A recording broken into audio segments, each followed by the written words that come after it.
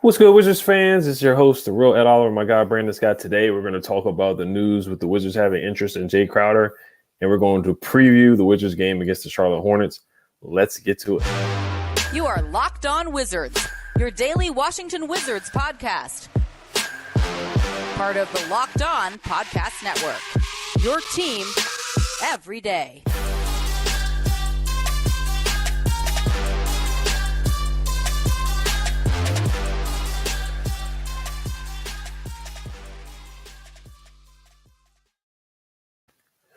So I want to thank you guys for making Locked On Wizards your first listen every day. We are free and available wherever you get podcasts.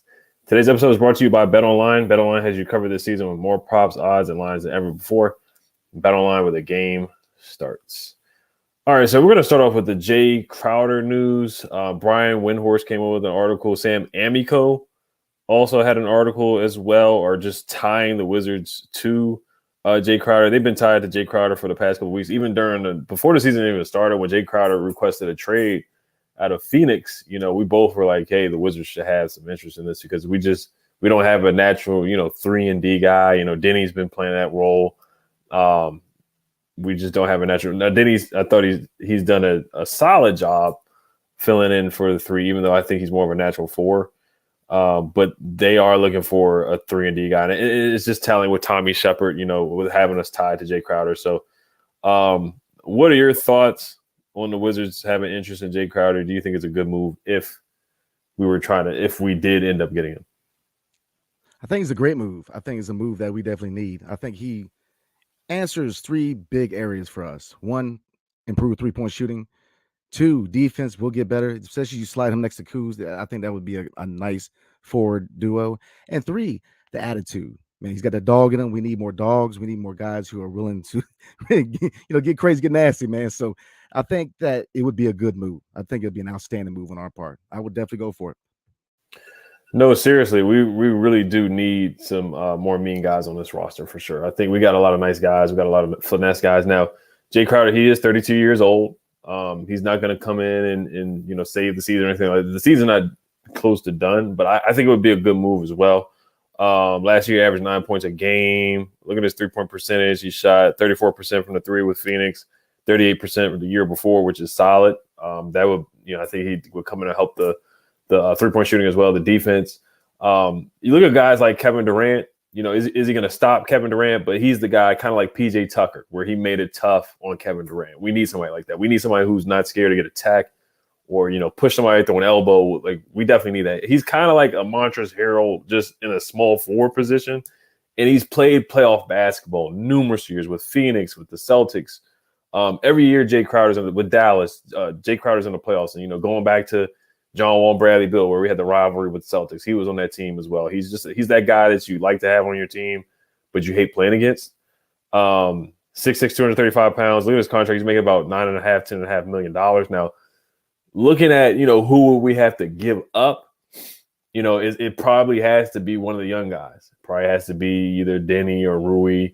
I know a lot of people want to throw in Will Barton, but that's just too easy. Why would this? Because we got to think about it both ways, Who would the Suns want from the Wizards? And Brian Windhorst said that he's looking for a power forward. Who do you think the Wizards, who do you think Tommy would be willing to give up? And who do you think the Suns would be looking at from our team as well? Well, I think they would want Rui.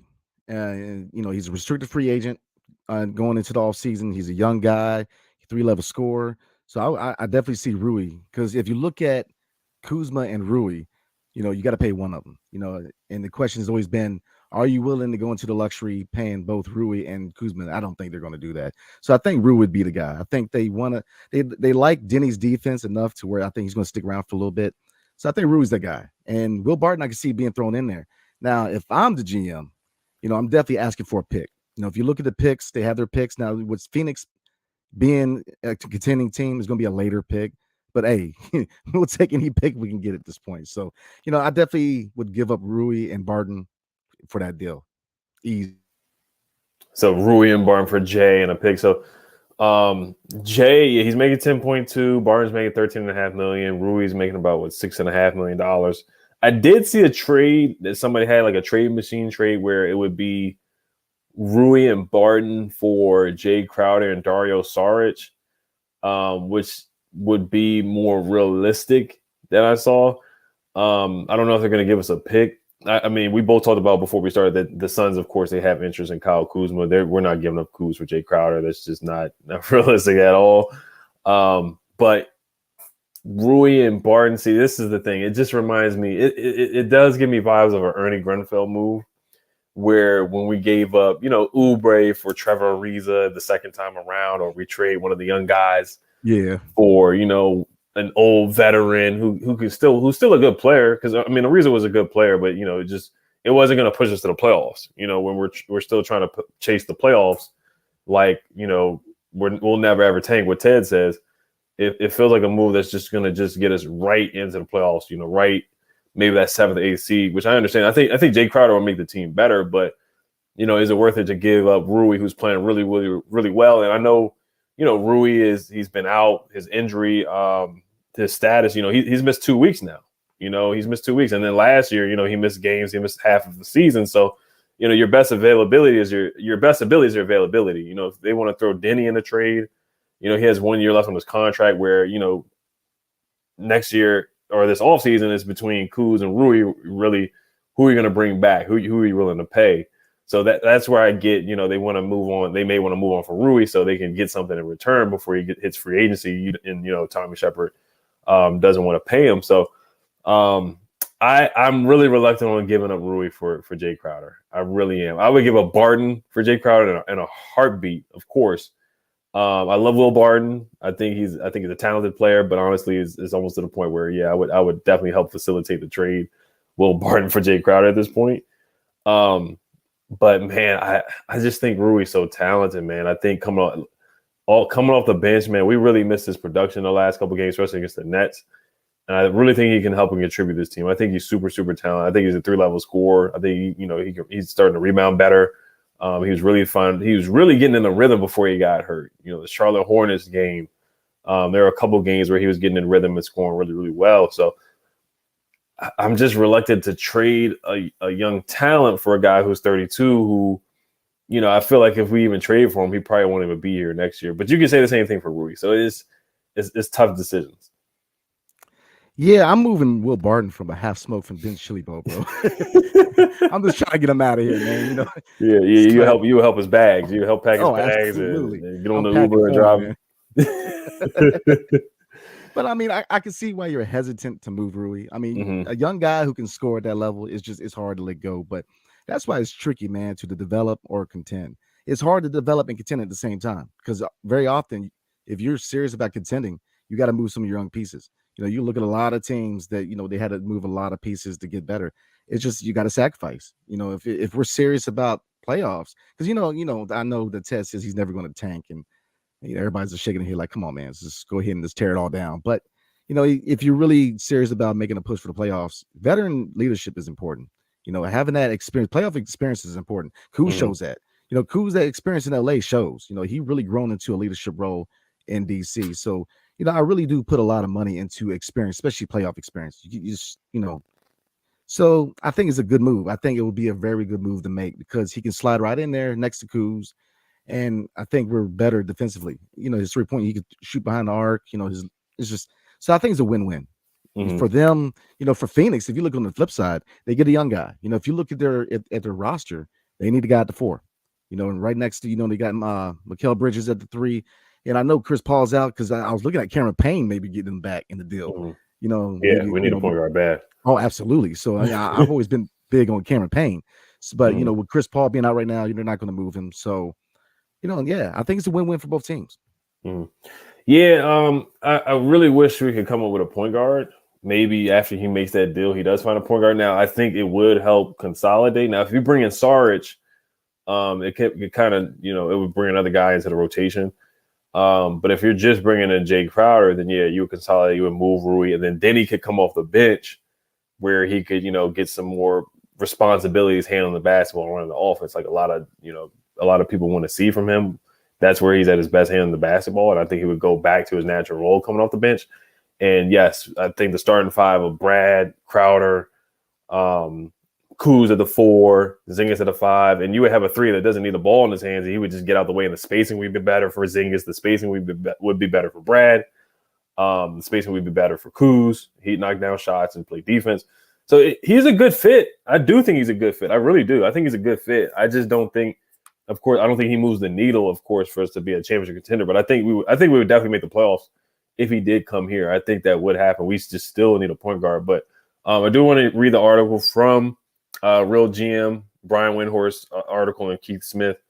But we're going to get a quick word in from Bet Online, and then we're going to finish up with a preview against the Charlotte Hornets. But before we get to that, we're going to hear from Bet Online. This episode is brought to you by Bet Online. BetOnline.net is your number one source for sports betting info, stats, news, and analysis. Get the latest odds and trends for every professional and amateur league out there, from football to basketball to soccer and esports. We've got it all at BetOnline.net. And if you love sports podcasts, you can find those at BetOnline as well. We're always the fastest and easiest way to get your betting fix. Head to the website today or use your mobile device to learn more. BetOnline, where the game starts. And also make sure you guys check out Locked On Sports Today. For your second listen today, check out Locked On Sports Today. From the games that matter the most to the biggest stories in sports, go beyond the scoreboard and behind the scenes with local experts and insights only Locked On can provide. Locked On Sports Today, available on this app, YouTube, and wherever you get your podcasts. All right, so I'm going to read the article really quick here. So Brian Windhorst said Phoenix has been asking for a power forward in return for Jae Crowder. He also mentioned Rui Hachimura as a potential trade candidate for the Suns. And I'm just going to bring up the article real quick. I'm going to read that. It's a pretty quick article from Basketball Real GM. He says, the Washington Wizards are in the middle of the play-in chase, not the playoff chase, but the play-in chase, and could look to upgrade their roster before the deadline. Like the Bucks and Miami Heat, the Wizards have shown interest in Jae Crowder. So we got to compete with the Bucks and the Heat. You got to keep that in mind too. You know, what ammo do they have to trade? I know the Heat want to get rid of Duncan Robinson. The Bucks want to trade Grayson Allen. So what do the Suns want? Well, they want that more than what we have. The Phoenix Suns have been attempting to find a workable trade offer for Crowder since the offseason. Quote from Brian Windhorst says, quote, there's been some chatter about them looking at a guy like Jae Crowder, said Brian Windhorst on his podcast. I'm pretty confident there's been some discussions between the Wizards and the Suns. Also, Brian Windhorst goes on to say, quote, we've been talking about Jae Crowder now for about 2 months.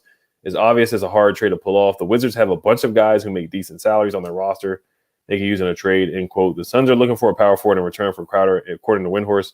The Wizards have multiple young power forwards in Rui and Deni. Now, do you see a possibility of Deni being included in the trade? I could. Yeah, I mean, you could see that, but if you send Deni, then you're pretty much saying that you're going to re-sign Rui. Mm-hmm. And I have a tough time seeing Ted going into the luxury with, Rui and Kuz under a new contract. I don't see it happen, because are you really willing to go into the luxury for those two guys?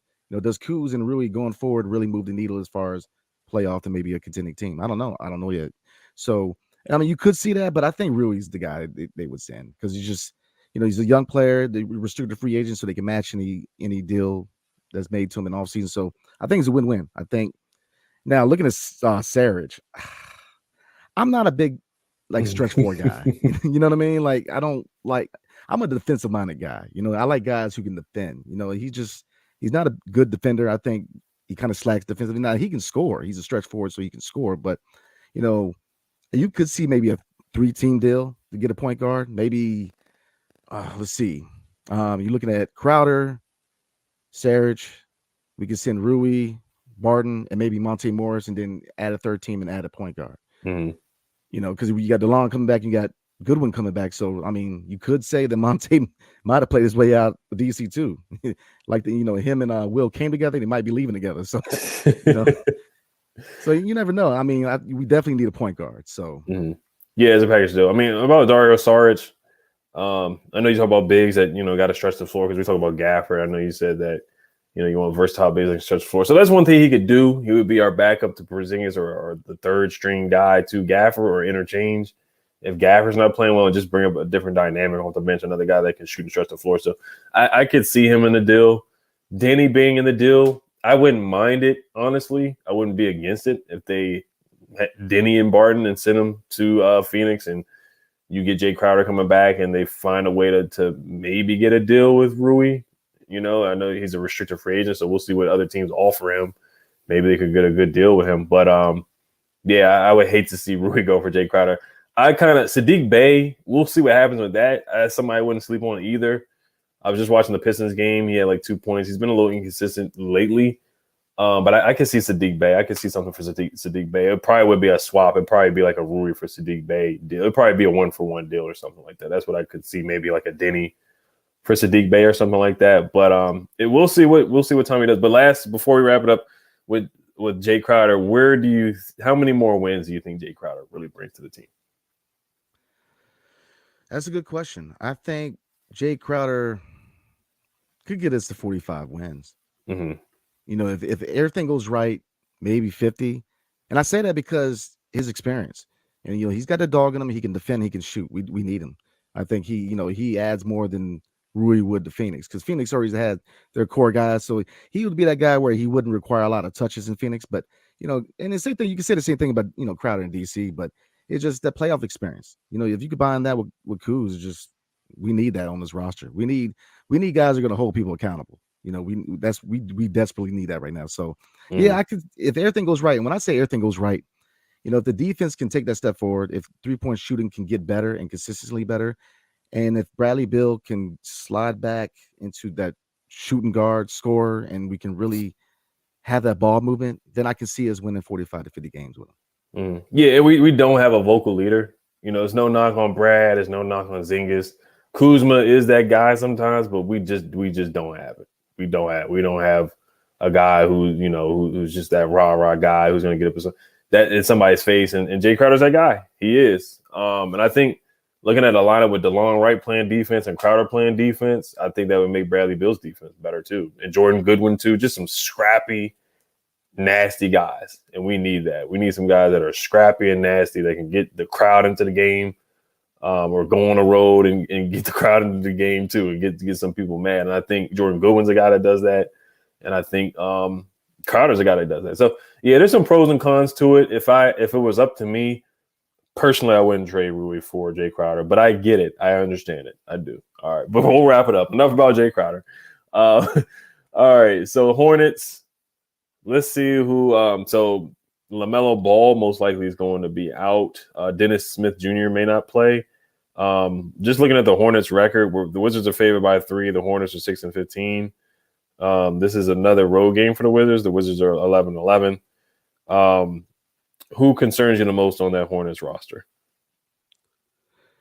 Terry Rozier. He gives me up, man. He's a microwave scorer, man. He can score. And like you said, with Ball being out and with Dennis Smith potentially being out, I don't see them starting Theo Maledon.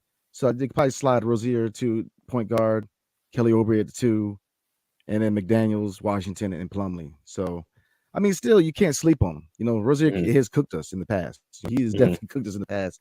And Oubre, he likes to show out against us. So I wouldn't sleep on him. But, yeah, definitely Terry. Yeah, Terry. Kelly Oubre, he hurt us the last game as well. Nick Richards got a couple offensive boards against us last time. I don't think Gordon Hayward's playing either. I'm just looking at the box score from last night. He's always in and out of the lineup. He's just always injured somehow. I actually saw a report that his wife was complaining about the team doctors or something like that on Twitter. I saw that they don't protect the players. PJ Washington, he had a pretty good game against us last time. He had 16 points against it. They got blown out by the Celtics 140-105. Jaden McDaniels had 24 points last night against the Celtics, even though they got blown out. Bryce McGowan's, Dennis Smith Jr. didn't play. Rozier did not play against the Celtics either. So we'll see, man. We could be playing against a depleted Hornets team. I know we've been playing against a lot of teams that have got their guys out, their stars out.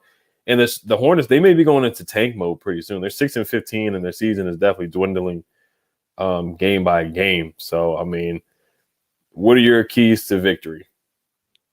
Oh, keys to victory. Let's go ahead and start with defense, our favorite area. Defense, team defense, transition defense, paint defense, perimeter. We got to defend at a high level. We got to communicate on defense. We've got to make those rotations. We got to, watch out for the mismatches. We just, defense has got to be our calling card if we really want to beat this team, because you can't sleep on them. 2, consistent 3-point shooting. We shot, 24% last game. So we need to short it up. And, if we hit them in the perimeter, it leads into my third one, paint. Scoring the paint. Let's get some touches in the paint. And I think KP get him some touches in the paint, attack the basket, just gets these fouls. And I think we should get this dub. Definitely, yeah. The Hornets, they're really bad at defending the paint. They don't have another big that can really check Porzingis. Plumlee is undersized. He's an undersized center. Richard is he's a little small too. I don't think he can check Porzingis. So we got to dominate in the paint, man. We got to start inside out. I would feed Porzingis from start to finish. He had 19 boards and 27 points. Only had 14 attempts last game. He needs to shoot the ball more. We need to feed him the ball more. You look what he did against the Timberwolves. I think he can do the same thing to Mason Plumlee and Nick Richards. This should be a big game for him. Defend the three-point line. We're not good at defending the three-point line. We are ranked 25th in opponent three-point percentage allowed. Now, the Hornets, they give up a lot of points in the paint. They are ranked 25th, giving up 52.8 points in the paint. So we got to stop settling for threes. We both talked about ball movement last night with Bradley Beal. You got to keep the ball moving. I don't want to see anything more than 4 or 5 dribbles from anybody. I definitely don't want to see more than 4 or 5 dribbles from Will Barton. Don't want to see from Bradley Beal. Only if it's in the flow of the offense is the only time I want to see more than really 3 to 4 dribbles from anybody on this roster. Maybe Kuz, and that's it. 4 or 5 or 6 dribbles. Defend the three-point line. Run the offense through Porzingis, and let's push the pace. The Hornets are a top 5 team in pace. They love to run. Oubre likes to run. If Rozier plays, he likes to run. All those guys, they like to run. They're young guys that like to run. And Jordan Goodwin, he's a key to victory too. I want to see him be a good defender at the point of attack. So those are I know it's a lot of keys to victory, but those are my keys to victory. Yeah, I got one more. And free throws. Oh, gotta absolutely. make free throws. Yes, sir. Absolutely. I'm gonna add one more. Let Plumlee shoot. Lord, that shot. I'm actually intrigued to see that shot. But nah, yeah, like I said, my wife's from Charlotte, man. Yes, sir. So, like I said, my wife's from Charlotte, man. So I need these bragging rights. So let's get this dub, man. Right. All right. Before we wrap up, what's your score prediction? Yeah, we got one. Man, good one. Got online. I'm gonna say 125 to 107. High scoring game. Okay. Ooh. I'm gonna say 115 to 110. 115, 110. We win comfortably. But they hit the Hornets come back and like hit a couple threes to bring it to 110 to 115. We're probably up by like 110 to 90. Probably like 110. 10. We're probably up 108 to 94, and then it finishes up like 110 to 105, something like that. Okay, I can dig it. Yep. Well, we're gonna wrap it up here. We're gonna see you guys this weekend, maybe tomorrow night, maybe Sunday night after the 2 games this weekend. They play. Who did we play on Sunday? I think we played the Lakers on Sunday as well. Yes, sir. If I'm not mistaken. So that should be a fun one as well. We got a fun couple of games coming up here. So I just want to thank you guys for making Locked On Wizards your first listen every day. Now for your second listen, check out Locked On Sports today. From the games that matter the most, the biggest stories in sports.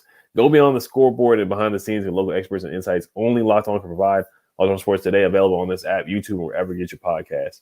Make sure you guys subscribe to Locked On Wizards on YouTube. We're almost at 3,000 subs. Make sure you guys leave a review wherever you guys get a podcast. A 5-star review means a lot. Thank you for the people who have put out the hashtag Spotify Green Room and tagged us on Twitter.